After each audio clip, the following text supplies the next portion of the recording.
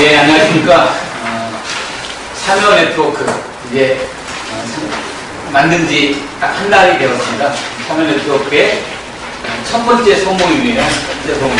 참여정책연구회 3차 토론회를 진행하겠습니다. 저는 참여정책연구회 대표를 맡고 있는 노학래라고 합니다. 반갑습니다. 자, 우리가 두 번 토론회를 했어요. 첫 토론회는 한 달 전에 안철수 현상에 대해서 우리가 얘기할 건가 한번 주제를 갖고요. 두 번째, 2주 전에 토론회는 연합정치와 권력분쟁, 야권연대 이런 것들에 대한 미리 문제의식을 좀 우리가 풍을 가져보자 이런 식으로 두 번째 토론회를 연합정치와 권력분쟁에 대해서 토론했고요. 그 토론 내용은 참여네트워크 홈페이지에 들어가보시면 토론회에 있었던 주장이라든가 토론 내용을 간단하게 메모해서 올려놨습니다. 그리고 지난번 2차 토론회는 영상도 올려놨으니까 확인해 주십시오. 오늘 3차 토론회인데요. 3차 토론회 노동 중심성 이런 이야기를 우리가 통합진보당에서 그리고 이게 진보정의당 지난 일요일날 창당이 됐는데요. 진보정의당 창당 준비 과정에서 지금도 우리 주위에서 노동 중심성이라는 이야기를 많이 듣습니다. 무슨 뜻이고 그것은 현재 진보 세력에게, 현재 진보정당에게 어떤 의미가 있는 것인가, 한국 사회에 어떤 의미를 제기하는 것인가 이런 데 대해서 한번 알아보자. 이런 우리 회원님들의 추천으로 3차 토론회의 주제를 갖게 되었고요. 오늘 3차 토론회를 노동 중심성을 갖고 토론합니다. 노동 중심성은 무엇이고 그것이 현재 진보정당에게 주는 의미는 무엇입니까? 발제자 한 분과 토론자 두 분이 함께합니다. 발제자 한 분은 우리 참여네트워크 밖에 분인데 우리 회원님들이 누구를 모시면 잘 이해할 수 있을까 해서 가장 압도적으로 이게 추천된 분을 모셨습니다. 먼저 인사를 드리는데요. 최규혁 소장님이십니다.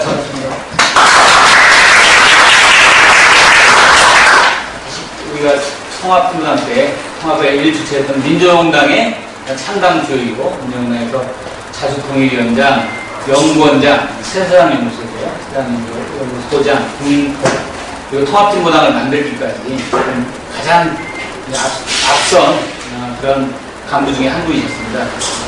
그로부터 오늘 우리가 관심 갖고 있는 노동중심성에 대해서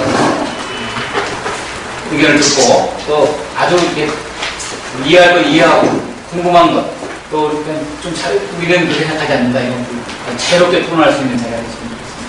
그리고 두 분의 토론자 저희 회원 중에 뭐 추천하기도 하고 본인이 자청하기도 하고 해서 아까 이 토론자 놔두고 앞으로도 우리 회원님들이 외부에서 강사가 오신 경우에 함께 같이 자청해서 토론자로 나설 수 있으면 좋을 것 같다 싶고요. 먼저 우리 하늘색 꿈님 토론자 있습니다.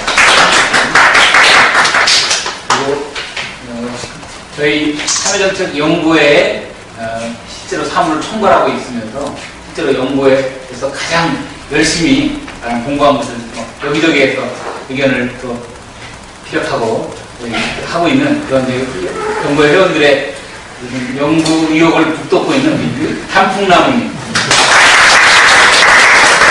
두 분이 토론을 했습니다. 자, 지난 1차, 2차 때는 발제자가 30분 동안 발제를 하고 토론자가 10분씩 지정 토론하고 그리고 이제 참석하신 분들이 자유롭게 토론해서 전체 토론 시간을 2시간 이내에서 마무리하는 것을 진행했는데요. 오늘도 아무리 늦어도 10시 전에 끝내겠다 이런 생각이고요. 30분, 10분, 10분 하던 지정 토론을 일단은 가능한 시간을 제가 통제했는데 20분 동안 발제하고 두 분 지정 토론자가 5분씩 한 다음에 또 발제자가 10분을 또 하고 그리고 지정 토론자가 또 5분 합니다. 그러면 시간 똑같은 것이에요. 어쨌든 이 정해진 순서 안에서 정해진 이야기를 하는 게 아니고 처음엔 또 하셔도 되고요. 그래서 좀 더 자유스럽게 토론할 수 있도록 하겠습니다. 그래서 우리 먼저 우리 최기혁 소장님이 20분 하고 그리고 두 분 지정 토론자가 5분 다시 발제자가 10분 또 5분 한 다음에 또 자유롭게 같이 토론할 수 있도록 그렇게 진행을 하겠습니다. 민주노에 대해서는 우리 발제자나 토론자한테 미리 사전에 충분히 이 강의를 구하거나 그러진 않았는데 다들 고민을 하셨습니다. 자, 우리 박수로 크게 부장님께 네, 반갑습니다. 먼저 제 말씀 본론에 들어가기 전에 우리 참여계 선생님들 죄송하다는 말씀을 드릴게요. 고생해서 통화하고 총선까지 좀 잘 치러야 되는데 통화 좀 해봐요. 어려움을 겪게 되는데 소위 진보진영의 자민통 대화라는 쪽이 결정되는 모두를 모두 교시합니다. 저는 뭐 지금도 이 충격에서 못 벗어나고 있어요. 지금 제가 국현 선거 끝나고 홍역 사태 이후에 국민인들이 오늘 두 번째 나왔어요. 저기 원주에 있는 그 깁스라고 노조 가서 강연 한번 하고 나는 오늘 들어오십니다. 이제 안 나가고 사람 만나기도 좀 그래도 약간 물질 충격 같아요. 충격이 너무 컸고. 그래서 제가 다만 오늘 이 자리에 온 건 너무 반가웠어요. 반가웠고 통합주보다 상당한 과정에서 저는 연구소장을 하고 있으면서 그렇게 직접적으로 관여는 안 했습니다. 뒤에서 지켜보는 그런 말하자면 당을 주렁텅이로 빠뜨린 그 세력들이 주도했죠. 일방으로 주도해서. 제가 봐도 이 총선을 앞두고 너무 급히 수합을 하다 보니까 얼굴도 잘 모르고 성격도 모르고 집안 내역도 까지도 않고 도지도 까지도 않고 수합을 하니까 그래서 이어가면서 다녀갑시다. 서로 알죠.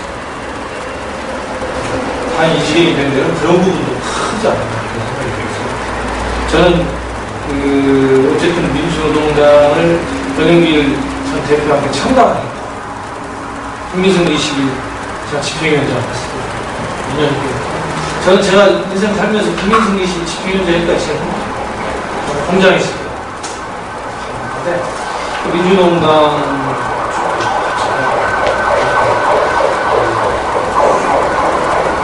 이런 대화들, 이런 소통들이 있어야 되지 않는 거예요. 나는 이제 오늘 토론 주제는 이제 오늘 토론문을 보니까 전부 노동 문제에 대해서 완전히 초점이 맞춰져 있더라고. 그래서 나는 이건 뭐 별로 중요하게 생각 안 했어요. 뭐 숫자 많으니까 지금 온 거지 뭐 복잡하게 나는 지금 논쟁하는 게 도움이 되는 건지. 그리고 저는 별 이견이 없을 거라고 보거든요. 그 토론문 보니까 오해가 좀 있지 뭐 큰 이견 없을 것 같은데 토론문 금방. 그 토론문을 먼저 봤었으면 내가 발전을 이렇게 안 쓸 텐데. 그래서 나는 이제 이 민주노동당 사람들하고 참여계하고 소통한다고 생각하고 글을 쓴 거예요. 그래서 맨 앞에다가 말하자면 이 그런 주변에 다른 데다 옛날에 썼던 게 편집해서 한 부분도 있고 이번 토론용으로 새로 쓴 부분도 있는데 새로 쓴 부분은 몇 많지는 않아요. 그래서 이제 한국사회와 진보정당 집권사회가 해놓고 맨 앞에다가 이거 새로 썼어요. 셀리그 헤리슨 아시죠? 미국 사람인데 이제 이 아태평화연구소 뭐 이런 거 미국 사람인데 양심적이고 상당히 성격이 좋을 것 같아요. 키는 잠깐 많은데 어쨌든 미국에서 제가 볼 때는 이 한반도 문제 최고 전문가 평양도 뭐 수십 번 넣었다니까요. 이 사람은 이제 한겨레에 계속 하려고 썼었죠. 이거 좀 안 나오던데. 노무현 대통령 시절에도 이 사람도 많이 써왔죠. 근데 이분이 이제 쓴 말이 이 셀리그 헤리슨 이게 언제 쓴 말인 거니? 김대중 전 대통령이 대통령 취임하기 직전 당선자 시절에 한겨레 칼럼을 쓴 건데 한국 대통령직의 성공적 완수 여부는 뉴욕 월가의 금융자본을 어떻게 승계하느냐. 이게 제일 중요합니다. 다른 말로 표현하면 미국의 간섭과 옛날 용어로 지배를 어떻게 잘 극복해냈냐. 이렇게 얘기하고 틀리면 거기서 핵심이 있는 거 아닙니다. 그러니까 두 번째는 대한민국의 부부세력들. 근데 이제 사실 내가 저는 지금도 제가 지금 갖고 있는 신념은 대한민국에서 누가 대통령이 되든 미국 문제를 제대로 해주고 실패할 수밖에 없다는 것이 신념이에요. 그래서 제가 김대중 대통령 행보를 꼼꼼히 보고 노무현 대통령 행보를 꼼꼼히 봤는데 역시 그게 틀리지 않은 것 같아요. 근데 그런가 하면 이제 브라질 그 룰라 대통령 같은 경우는 사실 룰라라는 사람이 그 노동자당, 노동 중심성, 노동자당에서 이제 대통령이 됐는데, 3번 떨어지고 4번째 됐어요. 근데, 룰라라는 사람이 대통령이 될 때가 2002년도 했는데, 그때 이 브라질이라는 나라는 국가부도, 우리나라에서 IMF 사출하고 하는데, 국가부도를 2번 받았어요. 2002년. 98년도에 한 번 맞았고, 국가. 미국 금융 투기자금은 완전히 내가 안 받아냈다고. 그런데 2002년도에 또 국가부다. 이때 대통령이 됐어요. 얼마나 힘들겠어요. 그 김대중 대통령도 정말 힘든 조건에서 대통령 되셨는데, 어떻게 보면 김대중 대통령보다 더 힘든 조건에서 대통령 하셨는데, 어쨌든 한번 연임하셨고, 80년 지나고 있었는데, 야당으로 불러치워보겠다고 그랬는데, 이제 그런가 또 돌아신데 또 이제 진보적인 진보 진영 일부와 대한민국의 그 존경하는 강대한 그 진보 국자들 같은 경우는 룰라를 또 신자유주의자라고 그러고 통일해 왔습니다.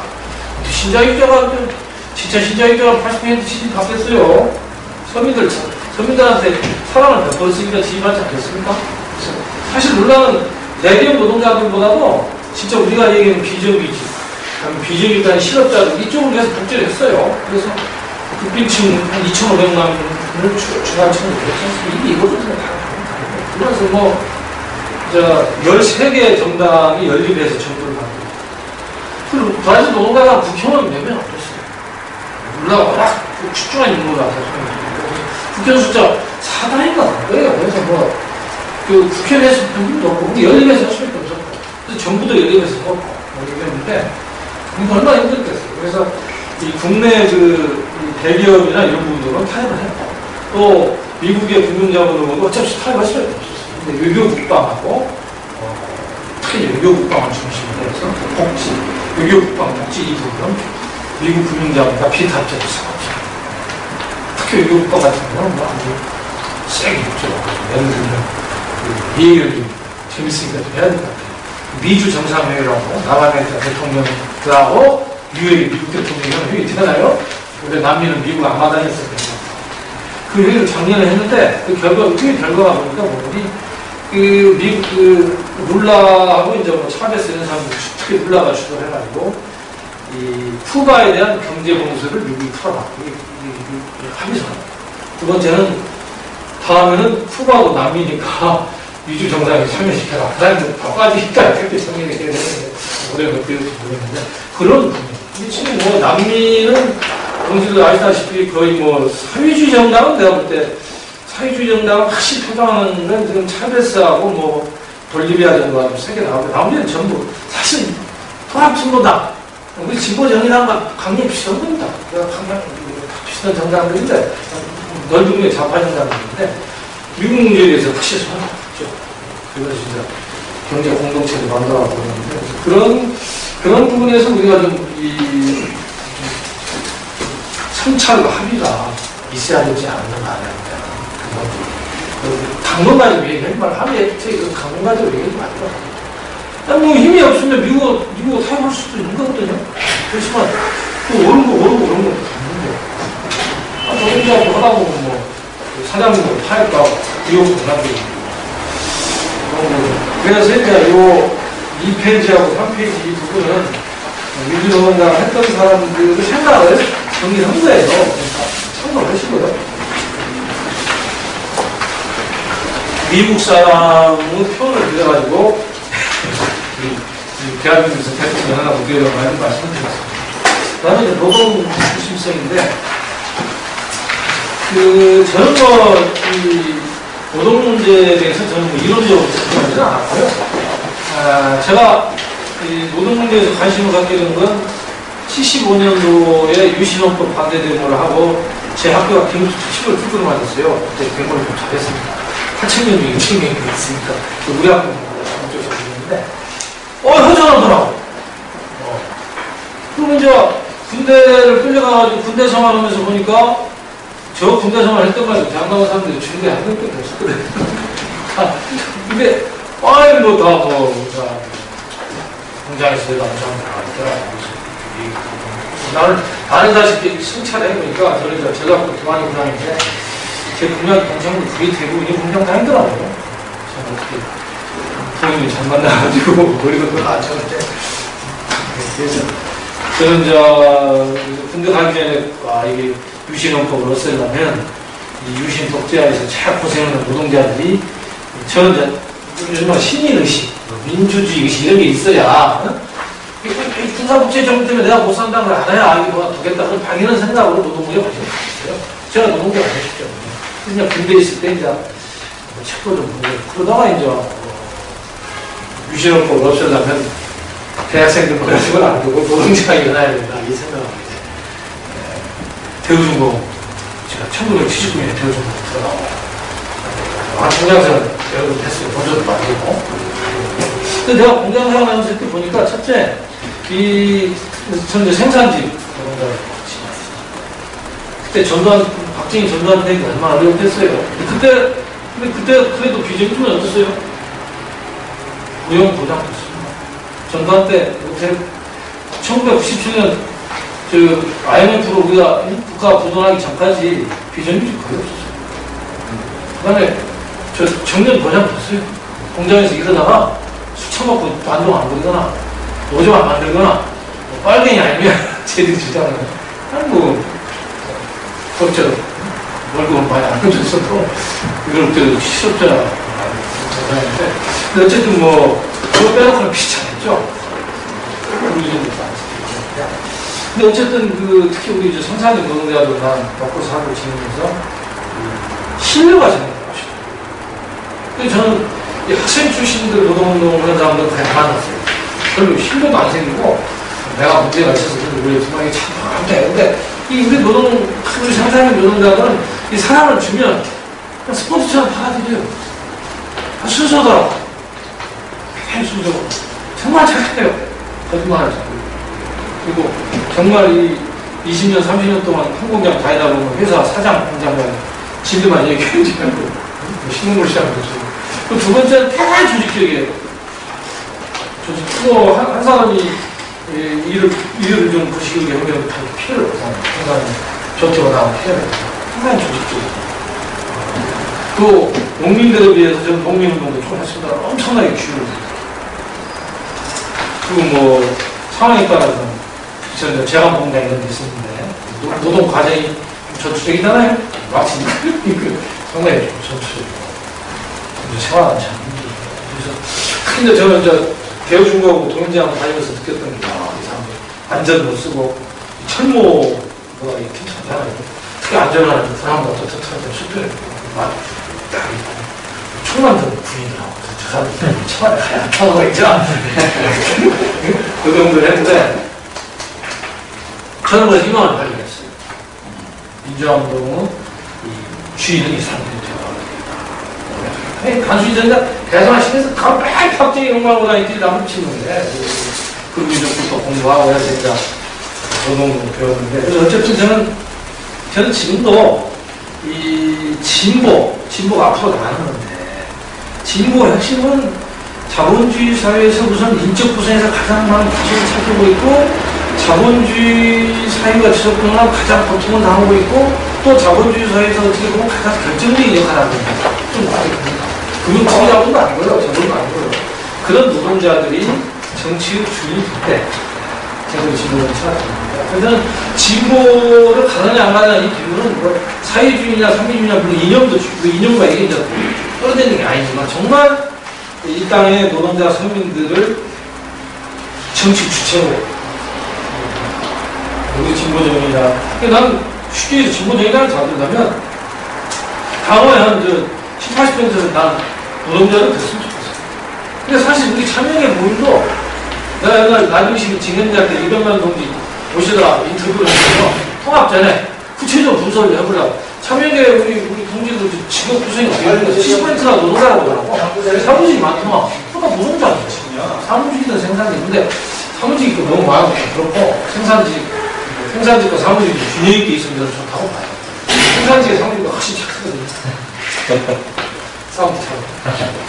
어쨌든 그래서 그게 난 맞다고 보는 거예요.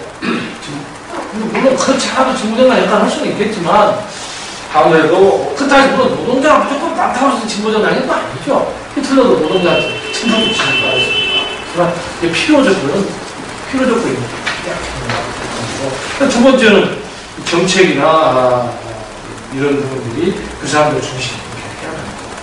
그래서 그걸 이제 넓은 위해서 노동 중심 생각하는 거고, 더 나아가서 이제 옛날 이제 중국이나 러시아 사회주의 혁명가 이런 거 보면 사실 이 중국 사회에서는 지금도 중국 농민이 13억 중에서 좀 부럽되죠. 그래서 중국 공산당은 이제 말하면 농민 수를 중국 인구의 3분의 1로 줄일 때까지는 이 노수가 간다는 거예요. 50년 간다고 봐요. 그래서 지금 중국은 1년에 뭐 1000만 명 사는 도시 100개씩만 만들고 있잖아요. 탁탁 만들고 있잖아요. 중국은. 어쨌든 1949년 중국 공산당이 혁명을 승리할 때는 노동자 얼마 안 했어요. 러시아도 마찬가지예요. 주요, 숫자가 주요는 아니라는 거죠. 기본적으로 어떤 사상과 어떤 정책을 하느냐. 정말 이 노동 중심적인 그런 사상과 정책을 하는 게 중요하다. 입증이 됐다. 그리고 이제 우리 마크스가 이 자본주의 발전은 노동자들이 혁명을 해가지고 사회주의가 된다고 그러는데 그게 안 됐다라고 뒤에 이제 하품남 비판해 주셨더라고요. 마크스는 제가 하겠습니다. 한 몇년대 동안 중요한 건 아닌데, 근데 마크스가 저절로 된다고 얘기해요. 한 사회 체제는 제가 볼 때 그래요. 제가 공부한 한 사회 체제는 사람이 일어나서 새로운 체제로 바꾸는 정치 혁명을 하든 뭘 선거를 하든 뭘 해서 하지 않으면 그 체제는 가요. 지금 2008년 미국 국민공화국이 얼마나 힘듭니까? 그 국민공화국이 뭐 대한민국 재벌들이나 그 대한민국 노동자들이 참여는 별로 없는데 그것 때문에 실업자가 생기고 결국 깎여야 되고 이런 상황인데 그 책임을 누가 져요? 그래서 그렇지만 사실은 마크스는 잘못 오해하면 미국 같은 경우는 2008년도에 사회혁명이 있었어요. 연예인이 수천 개 나와요. 지금 유럽도 그렇고 지금 그리스가 파고 있는데 주요한 건 자본주의라는 게 힘든 불안하고 공안에 보면 떡을 시키고 월급 깎고 복지비 틀고 다 가잖아요. 또 새로운 신기술 만들어내고 그런 것이. 그래서 사람이 일어나가지고 새로운 체제를 만든다면 자본주의는 간다고 박사가 얘기했죠. 그냥 된다고 얘기했는데 한번 어쨌든 이 그럼 노동자가 과연 뭐냐? 그 개념 정리를 솔직히 저는 내가 노동운동할 때 이 개념을 하고 있어요. 제가 21세기에 조금 맞지 않을 수도 있다고 생각하는데 아직은 제가 맞다고 보는데 좀 비판을 해주십시오. 우리가 그 당시 노동운동할 때 공부할 때 지금 제 생각은 노동자라는 분이 자기가 갖고 있는 노동력, 뭔가 기술과 노동력을 유일한 수단으로 해가지고 자기 삶을 재생산하는 그런 사람. 네. 지대를 받거나 이자를 받거나 생산수단을 갖고 있는 거다. 그다음에 자본가는 생산수단을 갖고 있는 거다. 생산수단을 갖고 있는 거다. 그리고 이제 자본주의사는 크게 자본가 계급과 노동자 계급을 바꾸죠. 생산수단 있는 사람과 없는 사람들 다. 생산수단은 기계만 아니죠. 땅도 자본도 자본 다 수단이에요. 넓은 의미의 생산수단이에요. 그 다음에 이제 소위 자영업자는 자기가 생산수단을 갖고 있대 본인노동과 가정노동의 의존을 자영업자. 쟤는 그렇게 공부해도 지금 그렇게 알고 그렇게 공부를 하는 게 사회학교가 맞다고 합니다. 그런 면에서 볼 때 이제 그럼 구체적으로 노동자 계급을 저희는 좀 다르게 해서 운동을 해놨어요. 노동자 계급은 기본적으로 노동자의 이해와 요구에 일치하는 그런 어떤 그 사상과 정책, 행동장치, 실천 이런 것이면 본인이 뭐 직접 노동에 종사하지 않은 노동자 계급입니다. 그래서 실천적인 개념으로 노동자 계급을 되죠. 그래서 그리고 어디까지 노동자가 대통령도 월급 받고 이러고 제도는 아니지 상당수가 가고 있습니다. 또 상무님도 그러고 국장님인데 그건요 이 지금 노동자들 들어가보면 노동자 규약에 보면요 과장 이하까지는 조합원이 될 수 있다. 그게 딱 많이 되거든요. 그러니까 거기까지가 노동자 계급이라. 현재 대한민국에서는 노동자 계급이 실천적으로 의미에서 넓은 의미에서 보면 생산수단을 갖고 있지 않으면서 노동력을 판매해서 생각합니다. 자기가 그 노동자이면서도 뭐 집에 땅이 있어가지고 집에를 상당히 갖고 사는 사람들은 순수한 노동자가 보기 힘들죠. 그래서 그러한 그 노동자 계급을 20분 벌써 지나고 있어요. 5분 정도 되겠습니다. 그런 걸 놓고 볼 때 이제 자본주의 사회에서 진보 정당 운동이나 탄사회의 변형이라는데 주도적인 걸 가질 수 있는 조건을 가지고 있는 계획이다. 그리고 뭐 유럽에서나 다른 나라 역사에서도 보면 3인주의 정당으로 보면 예를 들어서 스웨덴 그 3인 정당 노동조합 조합은 거의 당원의 70~80% 크거든요. 그리고 소득 3인당도 뭐 마찬가지고 조합은 다 찍어버리니까. 물론 프랑스는 조직률이 좀 적은데 프랑스는 노동자 조직률이 적은 대신에 그 노동자 전국적인 노조에서 단역을 해가지고 따내면 일정 수준의 노동자들이 자동 전역이 돼요. 문화노동자 그런 법을 보내는데 이런 게 있어가지고 막 찍어버리고 영국 노동자하고 마찬가지예요. 그래서 브라질 노동자들도 마찬가지로 이제 브라질 노총에서 같이 나오는 거예요. 자꾸 진보정당을 하려면 법관적인 원칙이 안 된다. 양쪽 차이는 그렇죠. 그래서 몇 가지 그래서 이게 노동 중심성이라는 게 노동자 이해와 요구를 반영한다는 게 현재 한국 노동자 운동의 수준을 얘기하는 건 아니에요. 그러니까 지금 이제 뒤에도 나와 있지만 현재 지금 우리나라의 노동자 운동의 문제는 뭐니 대기업 노조들이 87년 18주년 때인데 대기업들이 노동운동을 주도하면서 민주노총은 대기업 사업장 중심이에요. 이러면서 대기업 노조운동이 한국에 봉착했거든요. 그래서 기업별 노조주의 빠졌고 그 다음에 경제적 임금 인상이나 뭐 자기들 문제가 예를 들어서 무상교육, 무상의료 가지고 민주노총 좀 나서서 싸우자. 그러면 민주노총 저항뿐만 아니라 전 국민한테 혜택이 가는 거 아니에요. 근데 안 싸운다. 왜 안 싸우는 거 아세요? 대한민국 대기업 노조들 한 500명 이상 되는 데는 웬만한 확장은 되고 가족들 병원비 다 되는 거예요. 현대 항상 무상으로 거의 돼 있어요. 무상비이 거의 돼 있습니다. 뭐 복지가 대단하죠. 그러면 그걸 쌀 펼쳐 안 먹는 거예요. 비전이 좋은데도 자기들을 적대적으로 보고 이런 부분에서 실패하는 거예요. 너무 오래가거든요. 그래서 오히려 현대자동차 노조가 우리도 하고 있지만 이거 해야 된다고 주장을 얼마나 충격을 받고 있어요. 그리고 임금은 중요한 게 아니다. 특히 중소기업 이런 부분들 임금도 중요하지만 지금 얼마나 복지가 좀 중요합니다. 했어야 되는데 실패했고 그리고 이제 마지막으로 말씀드리면 사실 이 우리나라의 민주노조운동도 80년대 노동운동도 그랬지만 민주노조운동도 이 소위 잘못된 사실은 이 민주노동당 제가 국민승 22년 6개월 동안 정파가 없었어요. NLP도 이런 걸 누가 문제를 보가지고 하나도 불편하지 않았어요. 나 2년 6개월 동안 어렵게도 참 중종당도 했지만 전혀 어려운 거죠. 민주노동당도 초기에 NLP 별로 어려운 못 왔어요. 이게 민주노총에서 먼저 정파 조직이 생깁니다. 이게 당업하면서도 있으니까. 이게 지금 노동자 운동도 지금 진보기들이 있는 결정은 우리가 잘못된 정파예요. 옛날 용어로 소위 인테리들의 잘못된 소용 흑역주의. 자, 말씀하시죠. 굉장히 개인적인 경험이나 이런 것들로 비롯되어서 다른 외국의 진보정당이 어떠한지 브라질 룰라 정부의 경험이나 이런 것들에 대해서 아주 거시게 말씀을 해주셨고 그리고 이 진보정당의 논리적 적성이라는 게 근데 어떤 진보정당도 노동자들을 기반으로 하는 정당이어야 하나 일반론. 왜 그러한지는 우리 사회에 가장 많은 구성이 노동자들이기 때문에 그러하다 하고요. 그 노동자들의 이해와 요구를 대변하는 정당이 진보정당이어야 한다. 이게 일반적인 말씀 해주셨고, 그리고 이제 현재 한국의 노동운동, 우리가 잘 아는 민주노총, 한국노동운동의 어떤 실패, 이런 것들이 우리의 진보정당 운동의 실패로 이어지게 되는 어떤 측면, 이런 것들까지도 말씀하셨습니다. 한번 아까 말씀하신 것처럼 지정 토론자의 토론을 짧게 듣고 다시 또 한번 돌릴 수 있도록 하겠다 말씀드렸습니다.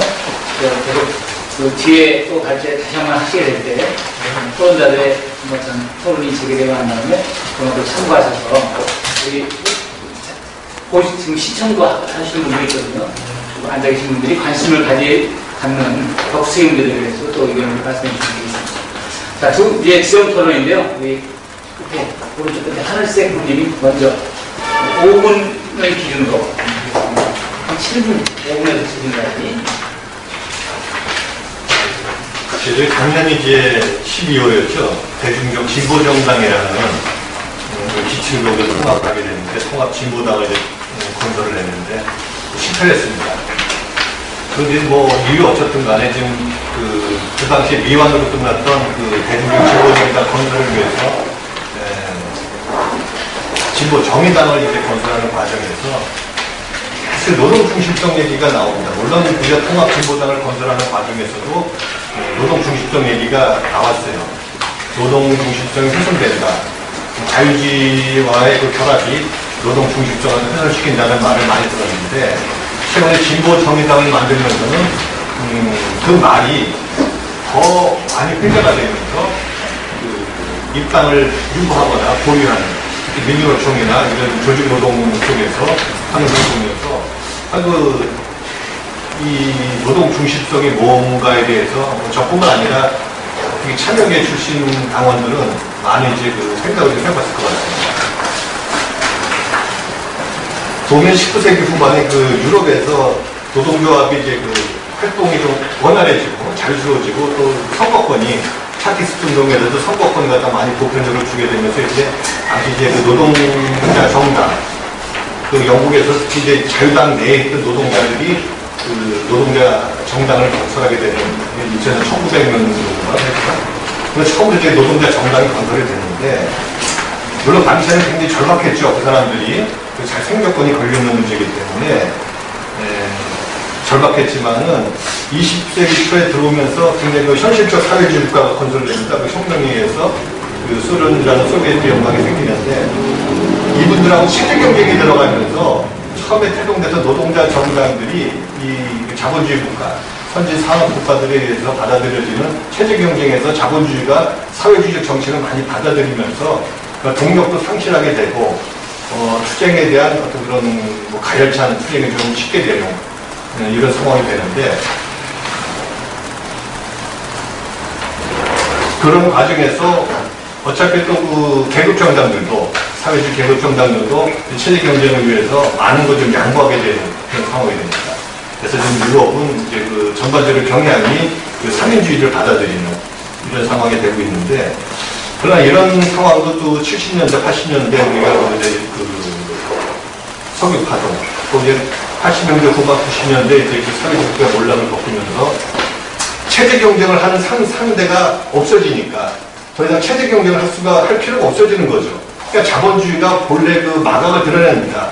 철저한 이윤 추구, 흔히 신자유주의라고 불리는 그런 정책을 내세우면서 철저하게 이윤 추구를 가다 보니까 노동자들의 삶은 더 궁핍할 수밖에 없고, 그동안의 이제 밀월관계 또는 시혜적 복지관계가 박탈되면서 노동자들이 좀 많이 힘들죠. 이런 상황에서 노동자들의 정치 세력화, 또 노동자 정당이 오히려 또 이제 부각되는 시점은 분명히 있습니다. 이제 또 일부에서는 막시즘의 부활이라든가 마르크스 이론의 그 재발견 뭐 이런 것을 얘기를 하고 있는데, 어쨌거나 지금 상당히 노동에 대해서 좀 더 관심을 갖고, 우리가 그 노동을 갖다가 당의 특히 진보 정당의 중심에 있어야 할 부분은 분명히 있는 겁니다, 상황이. 근데 지금 이제 그 일부 노동계에서 말하는 노동 중심성이 과연 정말로 노동자들을 위한 거냐에 대해서는 조금 저는 회의를 갖고 있는 겁니다. 기존에 작년에 만들었던 통합진보당이나 지금 우리가 구축하고 있는 그 진보정의당이 과연 그 전에 민주노동당이나 진보신당에 비해서 과연 노동정책이 후퇴되거나 정체성이나 정체적으로도 후퇴되거나 과연 표만한 게 있는가, 저는 그게 발견하지 못해서, 제가 뭐 지식이 짧은지 모르지만은 그럼에도 불구하고 끊임없이 노동 중심성을 갖다 제기하는 거에 대해서는 저는 과연 이 사람들이 뭘 원하는 걸까, 그 문제에 좀 고민 내지는 이제 바라보게 되는데, 과연 이 사람들이 혁명을 포기하고 의회 민주주의를 받아들였다고 하면서 아직까지 프롤레타리아 독재에 대해서 미련이 있는 건가, 아니면 자기애들 노동활동가들이 당의 중심에 서거나 장애 공천을 많이 받지 못하고 당직을 많이 못 받는, 특히 이제 자유주의 시민 세력들이 들어오게 되면서 뭔가 나눠야 되는 부분에 대해서 불만 내지는 그런 게 있지 않은가, 그런 오해를 좀 하게 되는 겁니다. 그 다음에 진정성에 대해서. 실질적으로 저희들 국민들 한 70%는 자기 소득하고 상관없이 자신을 중산층이라 생각합니다. 그리고 아까 말씀하셨지만 70% 이상이 임노동을 하고 있는데도 불구하고 내가 노동자로 분류거나 분류되기는 것 갖다가 거부하는 사람들이 실적으로 있어요. 근데 그분들에 대해서 너 노동자지, 우리 노동자야 하면서 자꾸 불편하게 할 필요가 있느냐고 진보정당을 하면서 그런 거에 대한 생각을 좀 하게 되는데, 저는 노동 중심성이라는 게 어떤 구호나 노동계 인사들, 노동활동가들에 대한 중용이 아니라 정책이나 실천적으로 강조가 되고, 조직 노동자가 아닌 비조직 노동자라든가 자영업자, 영세상공인들을 중심으로 또 한 번에 우리가 노동 중심성을 세워야 될 거 아닌가, 저는 뭐 그런 생각을 좀 해봅니다. 또한 정당과 노동자의 비례 관계가 있던 그게 좋은 것이냐, 아까 잠깐 이제 단체장께서 말씀 주셨지만은 사실 노동조합하고 노동자의 상위 회원들, 조합원들의 이익을 극대화시킬 수 있는 밖에 그런 처리가 될 수가 없습니다. 노동조합 리더들은. 다만 정당은 또 그렇진 않죠. 정당은 다양한 노동계층, 또 도시 서민이라든가 농민이라든가 또는 진보적 지식인들까지도 아울러야 되는데, 과연 노동조합하고 이 정당이 지금처럼 매력 관계를 유지하거나 어느 한쪽 갔다가 간섭이 너무 지나치거나 이런 거에 대해서는 저는 좀 이제 옳지가 않다. 좀 이제 청산을 해야 되겠다. 뭐 이런 생각을 좀 해봅니다. 민중을 배반할 때 노동당은 선거에 승리한다는 영국의 속성이 있습니다. 그런 배반이라는 용어에 대해서는 뭐 각자 있지만 사실 이게 이제 우클릭을 한다는 뜻입니다. 좀 대중한테 다가간다는 뜻이죠. 민주노동당이 영국의 노동당이 했을 때 항상 승리를 해왔습니다. 그걸 참 노동자에 대한 배반이라고 생각하지 않고 대중화라고 보고 있는데, 앞으로 저희 당이 좀 더 그쪽으로 가서 의회에서 좀 유의미한 집권 세력에 대해서 궁극적으로 노동자를 위하고 노동자 중심성을 세우는 정당이 됐으면 하는 바람이 있습니다.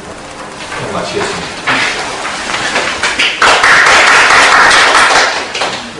다시 재론하지 않겠는데요. 제가 발제자분들 두 번째 토론하실 때 지금 제기된 내용 중에 통합진보당, 진보정의당의 노동정책이 과거의 민주노동당의 노동정책이나 등에 비해서 후퇴한 게 있느냐, 이런 질문을 하셨어요. 그래서 그런 것들을 가지고 노동중심성의 약화를 말하고 있는 것인지에 대해서 구체적으로 말씀 주시면 좋겠다, 그런 말씀드렸고요. 우크릭이라고 표현하고 한다면은 진보 정치 세력의 대중화에 대해서 진지한 고민이 필요한 게 아닙니다. 그런 것들 마냥 대척할 일은 아니지 않느냐, 이런 문제가 있었다고 하는 거 토론 때 참고해 주시면 되고요. 두 번째 지정 토론은 우리 단풍나무님께서 해주시겠습니다. 말씀드린 것처럼 하시고 난 뒤에 발제자, 토론자, 지정 토론 두 분이 또 한 번 토론을 지정 토론을 할 수 있도록 하겠습니다. 예. 저는 이제 논점이 될 수 있는 것만, 거를 한 4개 정도 말씀드린 거고요. 일단 이제 전반적으로 볼 때, 민주노총이나 이제 노조 활동이든 노동운동이든 사회적 거리가 있을까? 사회적 권위가 별로 없는 것 같아요. 어떻게 보면은, 어떤 면에서 보면은 80년대보다도 더 그런 것도 없지 않나. 80년대는 이제 조직화도 이제 안 돼 있고, 지금은 이제 조직화가 굉장히 돼 있고 그러지만은 어떤 면에서 보면은 사회적으로 인정받을 수 있는 이런 것들이 적지 않나, 이런 생각이 듭니다. 그래서 왜 이렇게 됐냐를 이제 생각해 볼 때, 몇 가지 뭐 이유가 있겠지만, 노동 중심성이라는 이제 말을 듣을 때, 그 말 자체가 의미하는 것은 이 두 가지로 해석할 수 있을 것 같습니다. 하나는, 노동자가 이제 사회의 변화와 발전을 이끌어 나가는 주체가 되어야 된다. 공동체에 대한 책임성을 가지고, 대표성을 가지고, 이런 의미가 있고요. 또 하나는, 노동자 이익을 중심으로 이제 하는, 이런 게 있겠죠. 그 말 자체의 의미일 때. 지금의 노동운동, 과연 전자일까, 후자일까? 여기에 대해서 우리가 좀 고민을 해봐야 된다고 생각합니다. 또 하나는, 이제 아까도 이제 말씀을 하셨는데, 발제자분께서 노동자가 이제 정치의 주인이 되고, 이렇게 말씀하셨는데, 이제 그거는 이제 누가 정치를 할 것인가 하는 주체에 관한 문제라면, 그것도 이제 누가 할 것인가라는 고민을 해야 되겠지만은, 이제 그 사람이 무엇을 어떻게 할 것인가, 이런 고민도 이제 하게 되지 않습니까? 이게 이제 세력과 어떤 규칙, 그 세력이 이제 어떤 규칙, 어떤 가치를 이루어낼 것인가. 그래서 이제 뭐 주체와 규칙, 혹은 세력과 가치, 이렇게 볼 때, 우리 이제 누가 정치를 할 것인가, 누가 이제 뭘 할 것인가, 이것도 중요하지만은, 누가 이제 할 것인가도 중요하지만은, 그 사람이 무엇을 할 것인가도 되게 중요한데, 이때 문제가 이제, 누가 할 것인가라는 부분하고, 이제 그 사람이 무엇을 할 것인가라는 부분이 이제, 충돌할 수가 있다는 거죠. 예를 들어서, 사회적으로 보통 이제 옳다고 정의롭다고 생각되는 어떤 가치가 있는데, 예를 들어 노동자가 어떤 걸 하는데 노동자 이익하고 이제 충돌할 수가 있죠. 그럴 때 이제 우리가 어떻게 할 것인지, 노동자 이익을 우선할 것인지, 아니면 우리가 정의롭다고 생각하는 가치를 우선할 것인지, 이런 문제가 생길 수 있다고 봅니다. 혹은 사회적으로 정의롭지 않다고 우리가 생각하는 어떤 가치가 있는데, 그렇게 할 때 노동자 이익이 늘어날 수가 있습니다. 그럴 때 우리가 어떤 선택을 할 것인지, 이런 문제가 있을 수 있다고 생각합니다. 또 어떤 이제 노동자의 어떤 이제 이런 것과 우리가 이제 옳다고 생각되는 어떤 가치가 충돌할 때 우리가 이제 어떤 선택을 할 것인지, 뭐 이런 고민도 이제 좀 해봐야 될 것 같고요. 게다가 발제하시면서도 나왔는데, 세 번째는 지금 이제 노동신형이 크게 보면 두 세력으로 이제 분리되어 있죠. 하나는 10%의 조직 노동이 있고요. 90%의 비조직 노동이 있습니다. 이 10%의 조직 노동은 이 수는 굉장히 적지만 힘은 강하고, 90%의 비조직 노동은 수는 많지만은 힘은 약한, 이런 거죠. 여기서 이제 진보정당의 딜레마가 생긴다고 생각합니다. 그러니까 이제 10%의 조직 노동을 대변하자니 90%의 표, 그리고 이제 열악한 처지에 있는 사람들의 어떤 이런 처지를 또 외면할 수가 없는데, 거꾸로 이제 90%의 비조직 노동을 대변하자니 10%의 힘이 이제 있는 이 조직 노동의 이탈, 이런 것들이 조직적으로 이제 문제가 될 수 있거든요. 그래서 이제 물론 이제 둘을 같이 10%의 조직 노동과 90%의 비조직 노동을 같이 이제 포괄하는 이런 것들을 하면 좋은데, 이게 현장에서는 이해관계가 충돌되는 경우가 이제 있었습니다. 실제로 이 현장에서 이런 것들을 조정을 하려고 이제 하는 분들도 있다고 제가 알고 있는데, 90년대 중반에 대우조선의 어떤 이제 노조위원장 하신 분이 이제 대우조선의 그 임금을 이제 원래 10% 올리려고 했던 거를 이제 5%만 올리고 나머지 50%의 임금을 보존해가지고 협력업체 노동자들의 임금을 올리는데, 이렇게 하자. 그렇게 했는데 이제 너무 이제 반발이 심해서 스스로의 연임을 포기하고 회사도 그만두고 중소기업으로 이제 갔다고 이렇게 그런 얘기를 제가 들었습니다. 현장에서 이제 그런 시도가 있었는데 전혀 이게 호응이 안 되고 이렇게 했던 거죠. 이 진보정당이 이제 지금 한 10몇 년 됐는데, 10몇 년이 뭐 짧으면 짧고 이제 길다면 긴데, 10몇 년 동안의 진보정당의 성과가 지금 충분한가, 충분하지 않다면은 충분하지 않은 굉장히 큰 원인 중 하나가 이 딜레마에서 벗어나지 못하기 때문이 아닙니다. 10%의 조직 노동과 90%의 비조직 노동의 이 사이에서 어떻게 할 것인지, 그러니까 이런 애매함, 이제 큰 원인 중에 하나가 아닐까 이런 생각이 듭니다. 그러니까 지금 말씀드린 거 연장선상에서 지금 사실 우리가 이제 양극화를 얘기할 때 양극화는 사실 이제 사회 전반 중에 아주 현상이죠. 상류층과 이제 서민층 뭐 이런 양극화도 있지만은 뭐 자본의 양극화도 있고 노동의 양극화도 있고.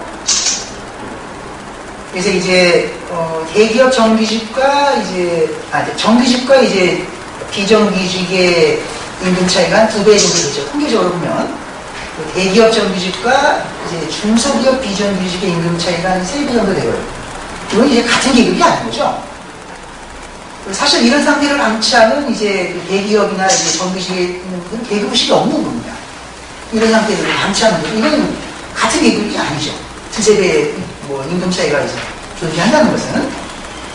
이럴 때 이제 진보 정당에서는 이 양극화, 노동 내부의 양극화를 이제 어떻게 할 것인가에 대한 이제 고민을 해야 됩니다. 답은 딱 3가지밖에 없는 거죠. 하나는 중소기업이나 이제 비정규직의 임금을 대기업 정규직 임금 수준으로 끌어올리는 방법이 있고요. 또 하나는 대기업 정규직의 임금을 중소기업이나 이제 비정규직 수준으로 끌어내리는 방법이 있겠죠. 또 하나는 적절한 시점에서 가운데로 수렴하는 방법이 있겠죠. 그래서 저는 이제 이 세 층에서 어느 해법이 현실적이면서 바람직한 것인지를 저는 안다고 생각합니다. 아는데 이야기를 못하는 거죠. 왜 못하냐면은 아까 말씀드린 그런 딜레마. 10%의 힘 있는 이쪽하고 90%의 힘이 없는 이쪽에서 이 딜레마 때문에 이 얘기를 못한다고 생각합니다. 이런 시도는 있다고 생각을 해요. 그러니까 2007년에 민주노동당 내부에서 이제 대선 후보 결정할 때 세 분 후보가 나오셨지 않습니까? 세 분 후보가 다 사회연계 임금 정책을 이야기를 하셨죠. 하셨는데 이게 이제 얼마나 이제 좀 힘있게 이야기를 한다. 그리고 이제 힘이 무게가 실리지는 않았던 것 같아요. 바로 이런 딜레마에 있다고 생각합니다. 현장에서 이제 많은 활동가 분들도 노조 활동가 분들도 어떻게 해야 되는지를 다 안다고 생각합니다. 그런데 그 한 발을 내딛는 용기를 이제 그것이 좀 부족하지 않나 생각합니다. 예.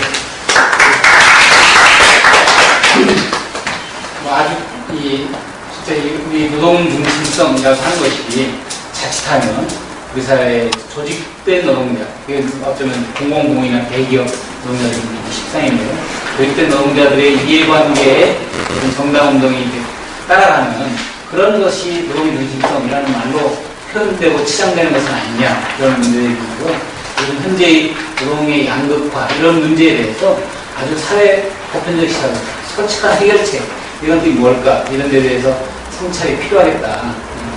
노동 중심성이라는 말이 조직된 노동자들의 이해관계를 대변하는 데 그치는 것이 아니어야 한다고 한다면 노동시장의 양극화 문제에 대해서 분명한 솔직하고 진지한 해결책이 필요하느냐, 이런 문제들도 해주셨고요. 그 외에도 여러 가지 질문이 있었습니다. 제가 설명드린 대로 이 발제와 토치정 토론을 나눠서 2번씩 발언할 수 있도록 하겠다고 했습니다. 이제 발제자분께서 하나는 10분 정도 또 다시 2번째 토론을 해주시면 고맙습니다. 자유롭게 하죠. 자유로운 것 같은데, 조금 이제 생각을 차이라기보다는 귀천적인 문제에 있어서 접근에 조금 이렇게 예를 들면 민주노동당이나 민주노총 지도부가 특히 현대자동차 노동자 지도부처럼 중소기업 노동자들이나 비정규직 노동자가 보통 유명하고 있구나. 이게 치열히 싸움이 않거든요. 되게 그래도 이제 사실 문제는 좀 조합원들의 의식 수준이나 우리 국민의 일반 의식 수준이랑 큰 차이 없어요. 옛날 권영길 민주노총 위원장 결국 대통령으로 나갔을 때 시간 얼마 없었어요. 그 이제 유치원 대상 지금 그다음에 DJ 지금 네 번째였어요. 근데 민주노동당이 생기고 나서부터 많이 나왔죠. 보통 뭐 50번, 60번까지 찍고 있죠. 어쨌든 처음에 하고 싶은 얘기는 보니 저는 이런 거죠. 우리 진보 정의당이 노동 중심성이 없어서 노동자들이 안 들어오거나 진보 인사들이 안 들어오는 게 아니라 제일 중요한 건 이거예요. 진보 정의당이 잘 될 것인지 안 될 것인지 판단이 안 됩니다. 그게 제일 중요한 거예요. 진보 정의당이 잘 되면 이렇게 하나요? 다 들어옵니다. 지금 뭐 제가 존경하는 우리 이제 민주노총 동지들 어제 안철수 캠프를 갔었잖아요. 네. 그게 심상정 캠프야. 아무것도 아니에요. 심상정 캠프가 무슨 노동정책에서 안철수보다 높은 게 훨씬 낫죠. 노동정책이야. 노동중심은 훨씬 강하지. 안 될 것 같아요. 아쉽죠? 이게 지금 우리 진보 정의당은 잘하면 되는 거예요. 특히 이제 진짜 그러면서 그래서 이제 저는 이제 그래서 나이가 노동중심을 다른 얘기 많이 하고 싶었는데 지금 저는 우리 진보 정의당이 7명 국회의원이 무지하게 중요하다고 합니다. 저희들 민주노동당은 10,000명의 당원들을 가지고 창당할 때 국회의원이 한 명도 없었어요.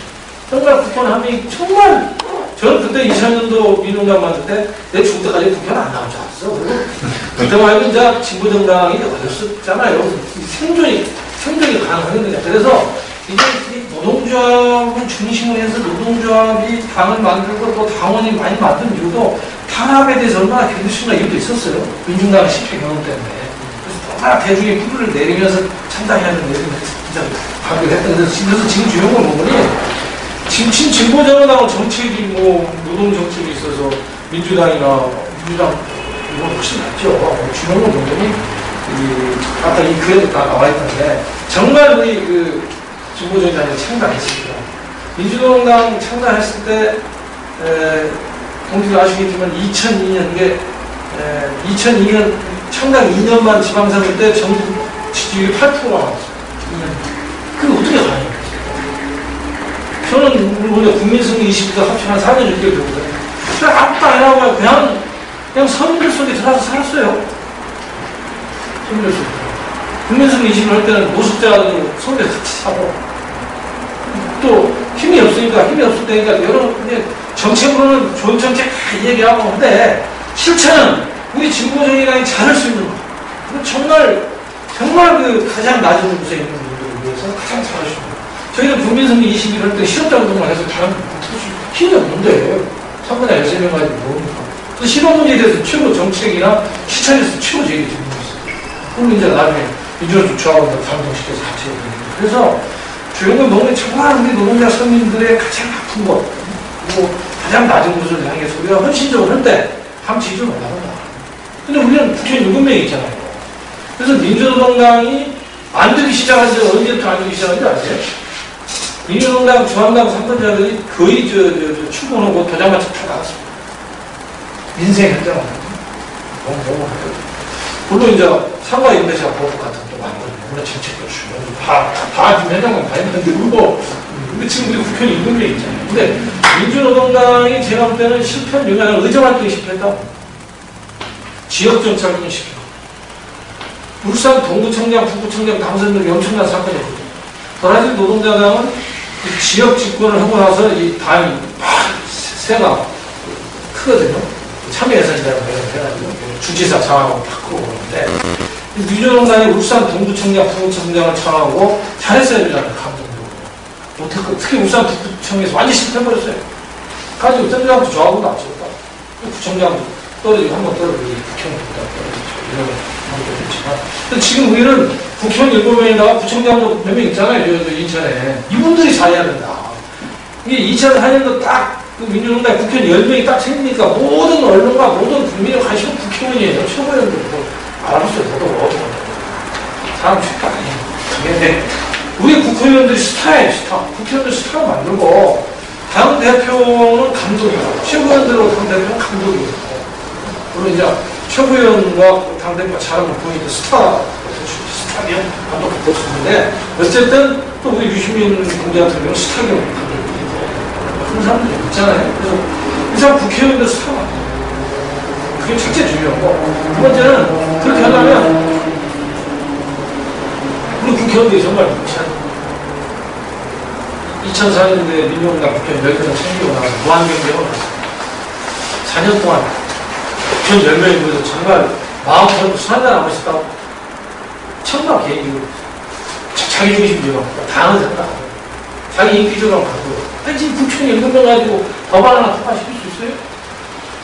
많은 분들이 그리고 법안 통과시킬 수 있는 거에 새누리당이나 민주당이 동의하는 것만 하는 거예요. 그게 별로 이 서민들에게 감동 주는 게 별로 없어요. 물론 법안 통과시키도 노력을 해야겠지만 법안은 통과 안 되더라도 정말 예를 들면 이런 거지 국회의원 7명이 뭉쳐가지고 정말 우리 서민들을 감동시킬 수 있는 법안을 내는 거죠.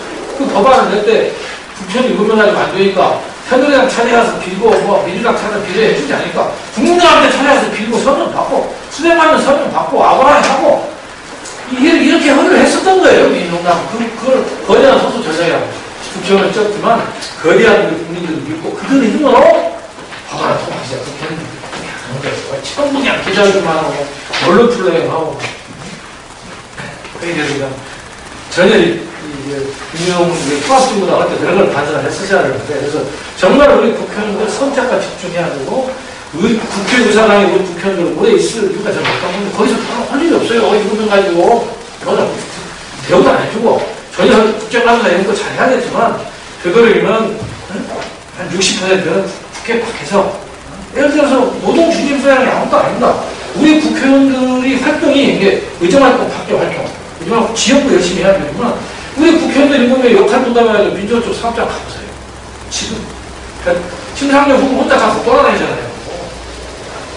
그럼 이제 아시겠지만 이 노동자라는 조직이 돼 있잖아요. 물론 연관되는 얘기인데 물론 지금 민주노총이 인기는 없습니다. 대규모적 중심으로 그렇지만 민주노총 안에 썩을 수 있어요. 그리고 어쨌든 지금 비정규직 문제나 그다음에 중소기업 문제나 이런 조직 사업장이 있지 않은 노동자들 그래도 제일 열심히 희치는 게 민주노총이에요. 아무런 처벌은 좀 많이 들어요. 그러니까 우리는 민주노총 함께 가야 되는 거고 그리고 민주노총이 그런 구조적 한계 있는 것도 같이 협력해서 바꾸어주고 개선시켜야지 민주노총이 문제에 따라서 보이면 현명히 못하고 더 나아가서 진보적이나 혼자서 비정규 문제하고 무슨 명예사업장 문제하는 건 정말 미련은 진짜 현재 지금 우리나라가 보면요 웬만한 그 대기업 사업장은 노조가 다 있습니다. 근데 비정규직 같은 경우는 노조를 조직하기 되게 불가능해요. 쉽지가 않습니다. 그래서 이 민주노총과 함께 하지 않고 불가능한 거고 5년에 걸려서 한 50년 하자는 얘기가 뭐 운동이 아니죠. 그렇기 때문에 민주노총이 중요한 거예요. 한국노총도 중요하고 민주노총 한국노총도 제가 같이 가야 된다는 게 제 책임입니다. 그것도 분명히라고 생각하는데 그래서 이런 사업은 그래서 이제 예를 들어서 이번에 우리가 심상정 후보가 민주노총 주식이다라는 표현을 많이 먹고 지기로 보려면 우선 민주노총 사업장을 가야겠죠. 전략 사업장 다 뽑아가지고 우리 국회의원들이 이름이 가는 거예요.